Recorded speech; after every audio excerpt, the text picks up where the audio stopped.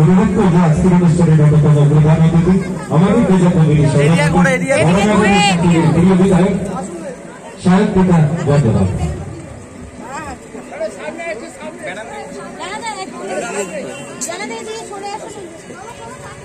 Mallick colony সার্বজনীন উৎসবের এই কমিটির এই ক্লাবের সকল উদ্যোক্তাদের জন্য একটা জোরে হাততালি দিতে হবে। ঠিক আছে, এত সুন্দর মণ্ডপ ভাবনা, মণ্ডপ সজ্জা, জীবন যুদ্ধ থিম তাদের, এবং প্রতিমাও এত সুন্দর যে সত্যি আমি মুগ্ধ হয়ে যাচ্ছি। এক একটা করে প্যান্ডেল দেখছি, এক একটা করে থিম দেখছি এবং আমার মন ভরে যাচ্ছে।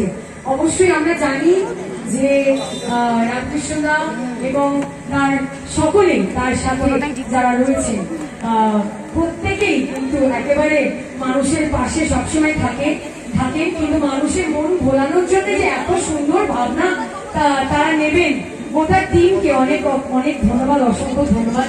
মায়ের কাছে এই প্রার্থনাই করব অবশ্যই যে মা যেন সকলকে সুস্থ রাখেন, শান্তি দেন, এবং অবশ্যই আমাদের আগামী দিনে আমাদের জীবন যুদ্ধ যাতে আমরা জয় করতে পারি সেই লড়াইয়ের জন্য মা যেন আমাদের শক্তি দেন। রামকৃষ্ণদা আছেন, বৌদি আছেন, এখানে শঙ্করদা আছেন, আমাদের নিবেদিতা দি আছেন, রুমা দি আছেন, পুলকদা আছেন, কমলদা আছেন, সবাইকে অনেক অনেক ধন্যবাদ এবং শারদ শুভেচ্ছা, অভিনন্দন। যখন মঞ্চ পেয়েছি এবং মাইক পেয়েছি, এটা তো বলতেই হবে যে আমরা সকলে এই প্রার্থনাও করবো মায়ের কাছে যে আমাদের অভয়া যেন বিচার পায়, এবং আগামী দিনে কোনো মেয়ের সাথে, কোনো বোনের সাথে, কোনো মহিলার সাথে এই ধরনের ঘটনা যেন না ঘটে। এই মানসিকতার মানুষজনদেরকে আমাদের সমাজে থেকে তুলে ছুড়ে ফেলে দিতে হবে, তাদের কোনো জায়গা নেই আমাদের সমাজে।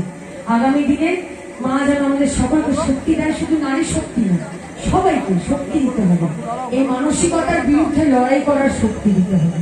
তাই এই বলেই আমি আমার বক্তব্য শেষ করব। সবাই ভালো থাকবেন, সুন্দর করে পুজো কাটাবেন পরিবারের সাথে।